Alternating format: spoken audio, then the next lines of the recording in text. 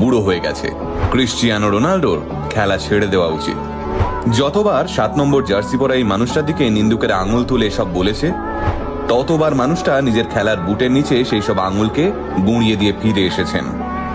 Cristiano Ronaldo ফুটবলের দুনিয়ায় জন্ম নেওয়া এক কিংবদন্তি জাদুকর, কোটি কোটি ভক্তের কাছে এক অবিস্মরণীয় রূপকথা।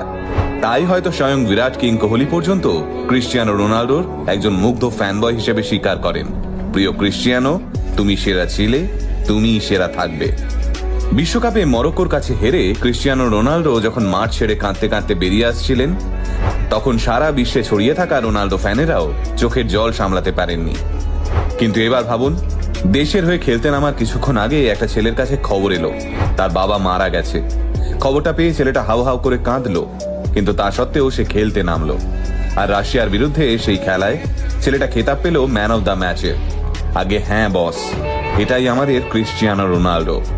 শূন্য থেকে লড়াই শুরু করা তরুণ প্রজন্মের কাছে পরিশ্রম আর ডেডিকেশনের একটা জল জ্যান্ত উদাহরণ। কি ছিল ছোট্ট ক্রিশ্চিয়ানোর কাছে? একটা ছেঁড়া বল, অসহায় মা, মাতাল বাবা, মাথার ওপর অভাব আর পেটের ভিতর খিদে। ব্যাস এইটুকু সম্বল নিয়ে লড়াই শুরু করা ছেলেটা আজ প্রায় 8,000 কোটি টাকার মালিক। সৌদির আল নাসের ক্লাব তাকে বার্ষিক 2,000 কোটি টাকায় চুক্তিবদ্ধ করেছে। অভাবের কষ্ট কাকে বলে তা নিজের চোখের সামনে দেখতে দেখতে বড় হয়েছেন রোনাল্ডো। আজ যে ছেলেটার জন্মদিন সারা পৃথিবীতে ধুমধাম করে পালন করা হয়, হাজার হাজার ভক্তরা কেক কাটে, একদিন সেই ছেলেটাকেই জন্মদিনের সকালে কাঁদতে কাঁদতে বাড়ি ফিরতে হয়েছিল। কেন জানেন?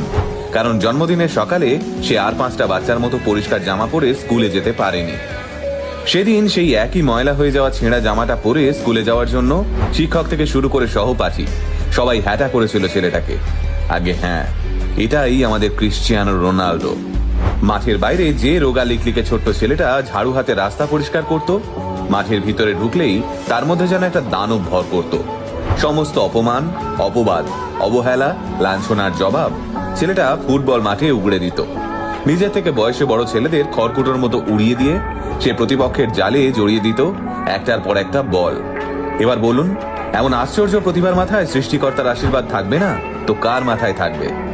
নিজে একসময় অভাবের যন্ত্রণায় ভুগেছিলেন বলেই হয়তো আজও গরিব মানুষদের কষ্টটা এড়িয়ে যেতে পারেন না রোনাল্ডো। আর তাই করোনা হোক বা ভূমিকম্প, ক্ষতিগ্রস্ত অসহায় মানুষদের অর্থ সাহায্য করতে ভোলেন না তিনি।